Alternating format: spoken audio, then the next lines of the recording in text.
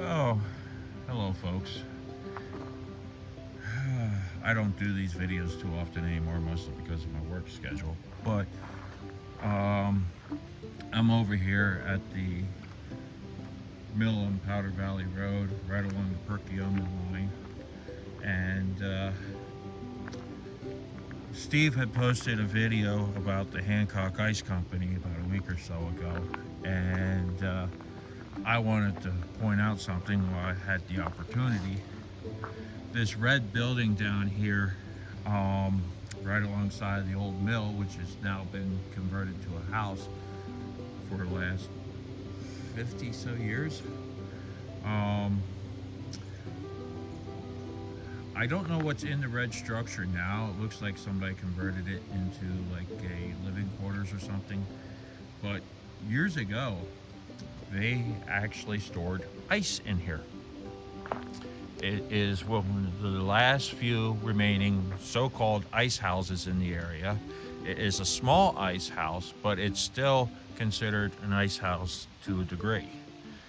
It was also a freight depot too at one time because, obviously the grist mill right next to it. But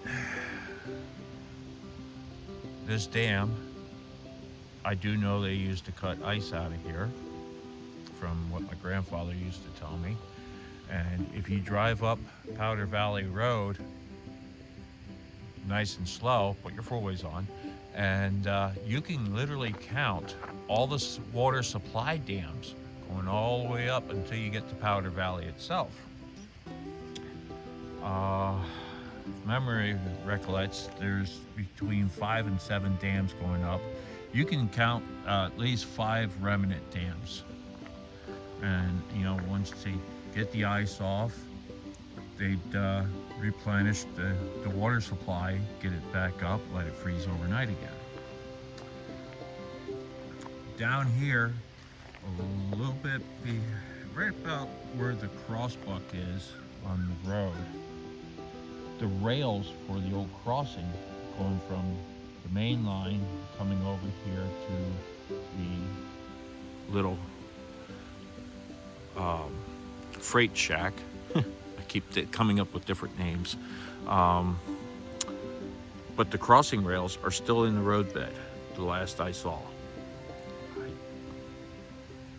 would assume that, the township hadn't removed them yet. But it's a neat sight to see. Now, everything is private property over here. There's no public domain or anything over this way. So if you want to see this, please stay on the road. Please respect everybody's privacy. If you know the people, you might be able to get permission to see the inside of the building, but I doubt it. The water wheel has been removed since the one previous owner had an accident with it. He's no longer with us, unfortunately. But the second owner after him, I had talked to him. I gained access to the inside of the house. I wish I could find my pictures of the generator they had set up with the water wheel. It was really cool to see. But yeah, a little bit of history is all around us. Unfortunately, I don't know the current owners' names of the property, and I don't even remember the name of the people that owned the mill.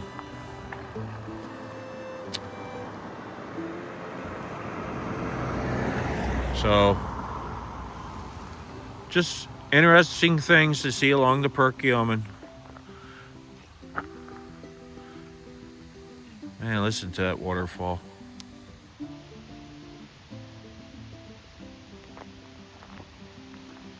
It's nice to see that the dam breast is still here, still intact.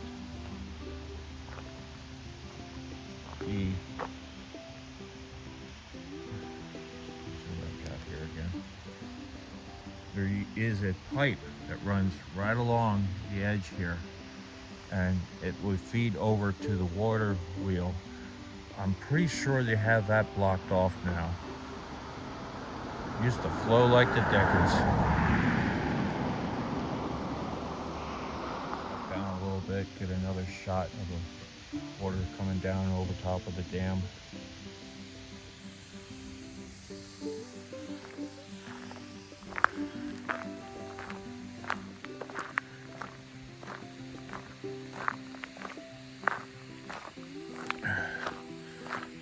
Now, if my memory serves me best, which sometimes it doesn't, right over here, coming right about where that piece of metal is where the tracks used to come. Straight up through this way, and then went into this side of the building here.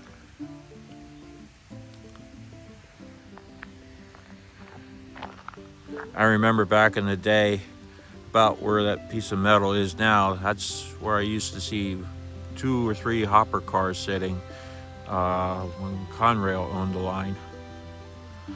It was a neat sight to see. Unfortunately, they covered the roadway up again, so you can't see the rail poking out through. But, yeah, I wish I could find a photo of the car sitting there. I know I took one back in the 80s. So, standing on this side where I don't belong, zoom in here. I like how they did the water wheel mock-up over top of where the wheel used to be. And if you get a chance, you can zoom in further. That's the shaft of where the water wheel was on. And then you can still see the pipe that came down, and you can see how it's blocked off on this end to keep people from trying to crawl through it. And all the way up to about halfway down the dam breast. And everybody likes watching the waterfall.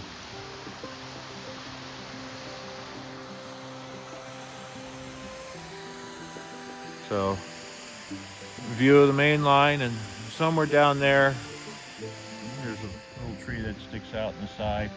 That's about where the switch was. I think some of the ties are still in place. I don't remember anymore. It's been a while since I walked the line. I try not to walk it too often, especially on days when the train is still active.